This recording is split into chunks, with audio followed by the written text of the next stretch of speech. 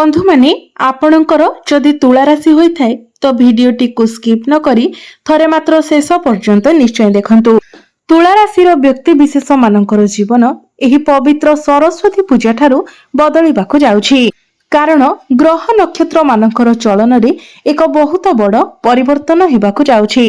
कारण एही सरस्वती पूजा परे परे ग्रह मानकर गोचर रे एक बड़ परिवर्तन हेबाकु जाउछि एवं ग्रह मानकर स्थिति किछि एभली रहुछि जहा आपनको अनेक गुडी सफलता आनी देबाकु जाउछि एवं आपणक जीवन रे चलीथिबा अनेक समस्यार अंत हेबाकु जाउछि।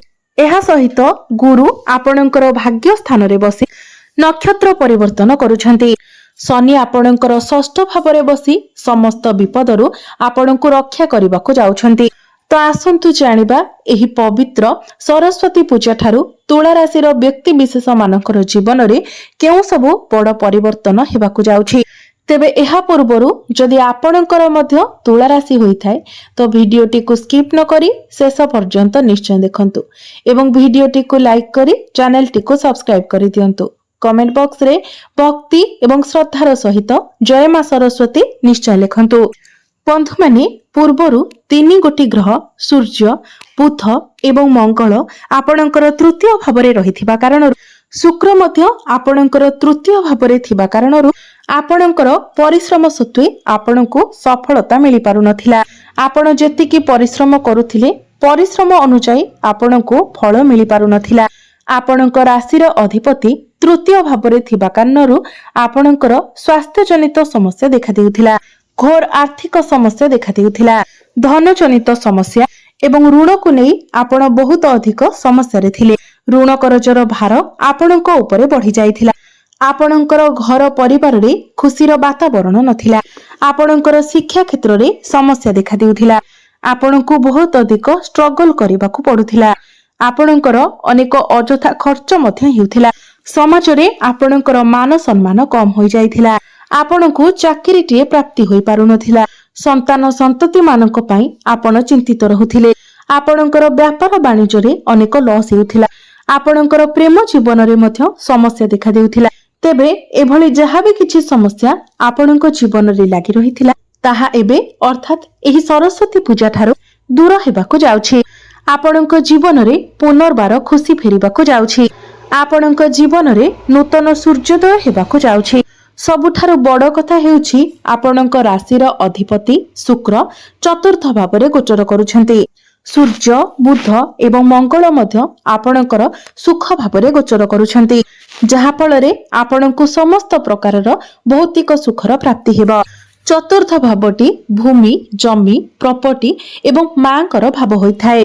तो एही सरस्वती पूजा परे आपण किछि भूमि जमी प्रॉपर्टी इत्यादि किनि पारंती।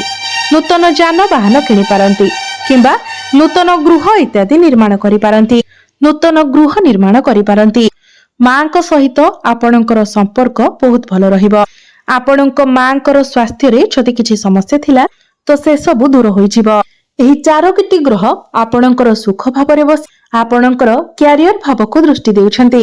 तो एही सरस्वती पूजा ठारू आपण आपणकर कैरियर रे उन्नति एवं प्रगति देखिबाको पाइबे। सूर्यंकर दृष्टि आपणकर कैरियर भाव ऊपर को रहुथिबारु कर्म क्षेत्र रे आपणको मान सम्मान प्राप्ति हेबो। आपण सम्मानित हेबे। समाज रे आपणकर मान सम्मान बढ़िबो। आपणकर लोकप्रियता बढ़िबो। आपणकर काम करिबार शैली जोगु आपण प्रशंसित हेबे। सबुठारु बड़ कथा हेउछि जो व्यक्ति विशेष माने दीर्घ दिन धरि चाकरीर अपेक्षा रे थिले सेमानंकु एही सरस्वती पूजा परे नूतन कर्म प्राप्ति हेबार अनेक संभावना रहुछि। तेणु आपण चेष्टा जारी रखंतु। आपणकर प्रमोशन होई पारे किंबा आपणकर कर्म क्षेत्र रे आपणकर ट्रांसफर मध्य होई पारे। कोनोसी एमएमसी कंपनी रो आपणको जॉब ऑफर मिली पारे। राजनीति क्षेत्र रे थिबा व्यक्ति विशेष माननको अनेक शुभ फल प्राप्ति हेबो। आपणको पाखकु नुआ नुआ काम आसीबो एवं आपण समस्त टार्गेट को अचीव करिबारे मध्य सफल हेबे। बंधु माने गुरु आपणकर भाग्य स्थान रे नक्षत्र परिवर्तन करूछंती।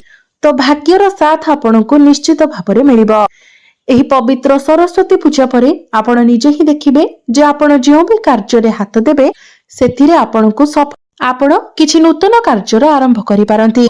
କିଛି ବଡ଼ କାର୍ଯ୍ୟ ଆରମ୍ଭ କରିପାରନ୍ତି କିମ୍ବା ବଡ଼ ପୁଞ୍ଜିନିବେଶ ମଧ୍ୟ କରିପାରନ୍ତି, ଯାହାଦ୍ୱାରା ଆପଣଙ୍କୁ ବଡ଼ ଲାଭ ମଧ୍ୟ ମିଳିପାରେ। ପୈତୃକ ସମ୍ପତ୍ତିରୁ ଆପଣଙ୍କୁ କିଛି ଲାଭ ମଧ୍ୟ ପ୍ରାପ୍ତି ହୋଇପାରେ।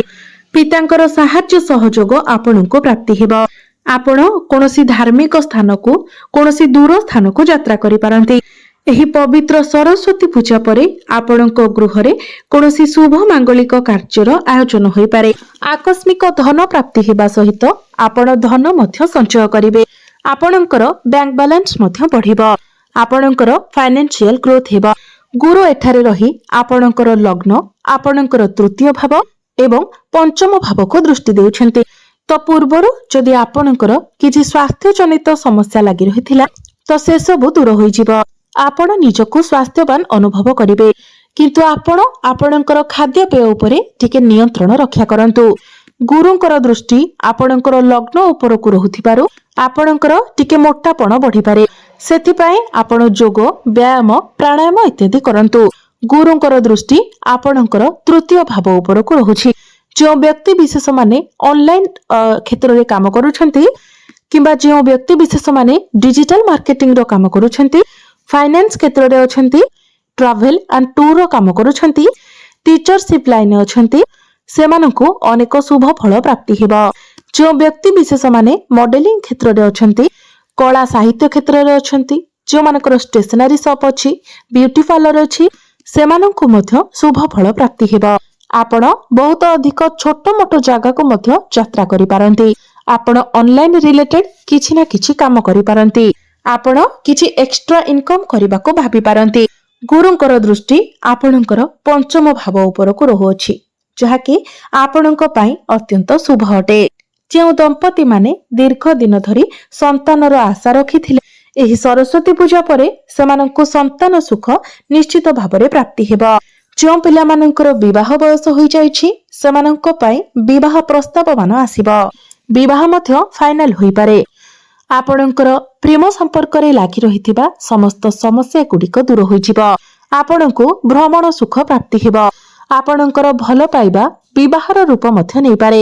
ଯେଉଁମାନଙ୍କର କଥାବାର୍ତ୍ତା ବନ୍ଦ ହୋଇଯାଇଥିଲା, ବ୍ରେକଅପ୍ ଆଦି ହୋଇଯାଇଥିଲା, ଏହି ସରସ୍ୱତୀ ପୂଜା ପରେ ଆପଣଙ୍କର ସମସ୍ତ ସମସ୍ୟା ଗୁଡ଼ିକ ଦୂର ହୋଇଯିବ। ପୁନର୍ବାର ଆପଣଙ୍କ ମଧ୍ୟରେ ପ୍ୟାଚଅପ୍ ହୋଇପାରେ। ଆପଣଙ୍କୁ ନୂତନ ପାର୍ଟନର ମଧ୍ୟ ମିଳିପାରନ୍ତି। ଶିକ୍ଷା କ୍ଷେତ୍ରରେ ମଧ୍ୟ ଆପଣ ବହୁତ ଅଧିକ ଉନ୍ନତି କରିବେ, କାରଣ ଗୁରୁଙ୍କର ଦୃଷ୍ଟି ଆପଣଙ୍କର ପଞ୍ଚମ ଭାବ ଉପରକୁ ରହୁଛି। ଆପଣ ଉଚ୍ଚ ଶିକ୍ଷା କରିବା ପାଇଁ ବାହାରକୁ ଯାଇପାରନ୍ତି। ମନପସନ୍ଦର କଲେଜରେ ଆପଣଙ୍କର ଆଡମିସନ ହୋଇପାରେ। ପାଠପଢ଼ାରେ ଆପଣ କିଛି ନା କିଛି ବଡ଼ ପରିବର୍ତ୍ତନ କରିପାରନ୍ତି। ସୂର୍ଯ୍ୟ ଆପଣଙ୍କର ଚତୁର୍ଥ ଭାବରେ ଥିବାରୁ ଏବଂ ଗୁରୁଙ୍କର ଦୃଷ୍ଟି ପଞ୍ଚମ ଭାବ ଉପରକୁ ରହୁଥିବାରୁ ଆପଣ କିଛି ଫର୍ମ ଫିଲ୍ଅପ୍ କରିପାରନ୍ତି। ଯଦି ଆପଣଙ୍କର କିଛି କମ୍ପିଟେଟିଭ ଏକ୍ଜାମ ଅଛି, ସରକାରୀ ସ୍ତରରେ ପରୀକ୍ଷା ଅଛି, ତେବେ ସେଥିରେ ଆପଣ ନିଶ୍ଚିତ ଭାବରେ ଉତ୍ତୀର୍ଣ୍ଣ ହେବେ। ଶନି ଆପଣଙ୍କର ଷଷ୍ଠ ଭାବରେ ଗୋଚର କରୁଥିବାରୁ ଆପଣଙ୍କ ପାଇଁ ଅତ୍ୟନ୍ତ ଶୁଭ ଫଳ ପ୍ରାପ୍ତି ହେବ। ଶନି ହେଉଛନ୍ତି ଆପଣଙ୍କର ରାଶି ପାଇଁ ସବୁଠାରୁ ଅଧିକ ଯୋଗକାରକ ଗ୍ରହ। ଯେଉଁ ବ୍ୟକ୍ତି ବିଶେଷ ମାନେ ଋଣ କରଜର ମାୟାଜାଲରେ ଫସି ରହିଥିଲେ, ଯେଉଁ ବ୍ୟକ୍ତି ଯଦି ଆପଣଙ୍କର କିଛି କ୍ଷତି କରିବାକୁ ଚାହୁଁଥିଲା, ଯଦି ଆପଣଙ୍କର କେହି ବି ଶତ୍ରୁ ଥିଲେ, ତ ସମସ୍ତ ଋଣ କରଜ ଏବଂ ଶତ୍ରୁ ମାନଙ୍କ ଠାରୁ ଆପଣଙ୍କୁ ମୁକ୍ତି ମିଳିବ। ଏହି ସମୟରେ ଯଦି ଆପଣ କିଛି କମ୍ପିଟିସନରେ ଭାଗ ନେଉଛନ୍ତି, କ୍ରୀଡ଼ା କ୍ଷେତ୍ରରେ ଭାଗ ନେଉଛନ୍ତି, ତ ଆପଣଙ୍କୁ ସଫଳତା ନିଶ୍ଚିତ ଭାବରେ ପ୍ରାପ୍ତି ହେବ। ଯେଉଁ ବ୍ୟକ୍ତି ବିଶେଷ ମାନେ ବ୍ୟାପାର ବାଣିଜ୍ୟ କରୁଛନ୍ତି, ସେମାନେ ମଧ୍ୟ ଏହି ସରସ୍ୱତୀ ପୂଜା ପରେ ବହୁତ ଅଧିକ ଉନ୍ନତି ଏବଂ ପ୍ରଗତି କରିବେ, କାରଣ ମଙ୍ଗଳ ଆପଣଙ୍କର ଚତୁର୍ଥ ଭାବରେ ଗୋଚର କରୁଛନ୍ତି ଏବଂ ରାଜଯୋଗର ନିର୍ମାଣ କରୁଛନ୍ତି। ପୂର୍ବ ଅପେକ୍ଷା ବ୍ୟାପାର ବାଣିଜ୍ୟରେ ଆପଣଙ୍କୁ ଅଧିକ ଲାଭ ପ୍ରାପ୍ତି ହେବ। ଆପଣ କିଛି ନୂଆ ବିଜନେସ ମଧ୍ୟ ଷ୍ଟାର୍ଟ କରିପାରନ୍ତି। ଆପଣଙ୍କର ଡେଲି ଇନକମ ବଢିବ। ପାରିବାରିକ ସୁଖ ଆପଣଙ୍କୁ ପ୍ରାପ୍ତି ହେବ। ଆପଣଙ୍କର ବୈବାହିକ ଦାମ୍ପତ୍ୟ ଜୀବନ ମଧ୍ୟ ସୁଖମୟ ହେବ। ତେବେ ଅଧିକ ଶୁଭ ଫଳ ପ୍ରାପ୍ତି କରିବା ପାଇଁ ଆପଣ ପ୍ରତ୍ୟେକ ଦିନ ଶୁକ୍ରଙ୍କର ବୀଜ ମନ୍ତ୍ର 108 ଥର ଜପ କରନ୍ତୁ। ପ୍ରତ୍ୟେକ ଦିନ ମା ଲକ୍ଷ୍ମୀଙ୍କର ଆରାଧନା କରନ୍ତୁ।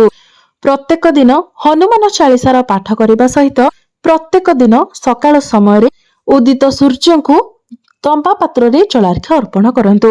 ନିଶ୍ଚିତ ଭାବରେ ଆପଣଙ୍କୁ ଅଧିକ ମାତ୍ରାରେ ଶୁଭ ଫଳ ପ୍ରାପ୍ତି ହେବ। ତ ବନ୍ଧୁମାନେ, ଆପଣଙ୍କର ଜୀବନ ମଙ୍ଗଳମୟ ହେଉ, ଏହା ହିଁ ଈଶ୍ୱରଙ୍କ